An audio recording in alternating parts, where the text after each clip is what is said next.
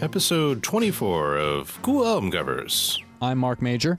I'm Rich Batchelor. This episode is called Hands. And we begin with Benny Goodman, the Goodman Touch, on 10-inch magical vinyl. Capitol Records. The Goodman Touch, is that like the Colbert bump that he gives to political candidates? Or is this something to do with small children in an inappropriate place? It has nothing to do whatsoever with the Malachi Crunch from Happy Days. Which jumped the shark. Yes, it did.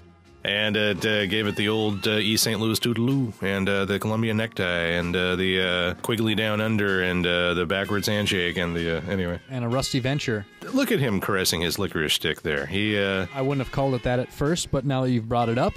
People who did not realize that in a later age we would have irony used to actually refer to clarinets that way, but now it just sounds so gross. I have to say that the clarinet has kind of become sort of a girl's instrument, according to middle school band curriculum. Yeah, I would say that's true. However, it is true that it always was a big Jewish guy instrument, as was the case here with, the most famous big Jewish guy who played the clarinet of all time. Woody Allen?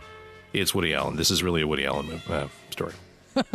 Let's move on to one of my favorite covers of all time. Which one of the hands is tapping, do you think? I don't know. It's a clap, snap, tap. But there's a lot of hands on this cover. We need some more hands on this cover. And tap. But, I don't know. It's just a cool cover. Let's move on, shall we? Santo and Johnny. Yeah, the people who brought you Daydream. You know that boo song that is the soundtrack to every movie about the 1950s? Is it Daydream or is it Sleepwalk? Or perhaps it's called Sleepwalk. I forget. I bet you it's both, because if they had a hit with Sleepwalk, I'm sure someone said, write us something like it and give us a similar title. And like, all right, it's called Daydream. Here's our latest tune. It's called Somnambulism.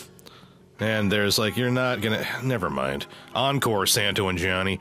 So, yeah, I don't know if that's Santo's hands or Johnny's hands. It scarcely matters, I suppose. Well, it sounds like one of them's probably narcoleptic. So, this cover, All Day Thumbsucker, is a compilation on Blue Thumb Records.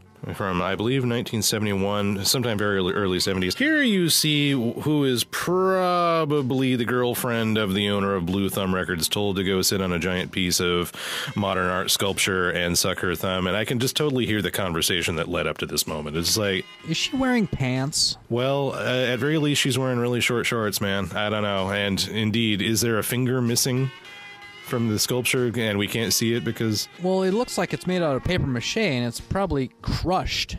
And he's like, no, just go ahead, Trina. Go over there and just do what I tell you, okay? I was like, I understand you, Marty. And then, what is this room they're in? Are they, like, outside someone's apartment? That is exactly what that looks like. That looks like the landing outside of a particularly shabby apartment in, let's say, San Francisco in 1971. Well, this is starting to look like a really high-budget cover at this point now. Which is funny, considering that a lot of the people on the record, even at the time, would have been high-ticket artists. Most of them are dead now, by the way, but... Oh, good for them. Yeah. Oh, Albert Collins? Yeah. It's mostly blues compilation. Blue Thumb Records. Yeah, Chicago Blue Stars. Yeah, and of course the Ainsley Dunbar disaster, or whatever the name of that band was, because, again, it's my favorite song on there. Ike and Tina Turner? Yeah. Love? Yeah. T-Rex? Yes! But T-Rex is listed here as Tyrannosaurus Rex. Yes, it's before they became T-Rex. And Southwind before they became Hawkwind. Just guessing. Just guessing. Good guess.